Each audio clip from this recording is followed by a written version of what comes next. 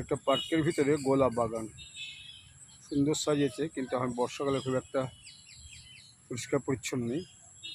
এরপর ধীরে ধীরে শীতকালে এটা পরিষ্কার পরিচ্ছন্ন, তখন ভারী সুন্দর দেখতে লাগবে। সব ঘাস টাস যখন সব তুলে দিবে।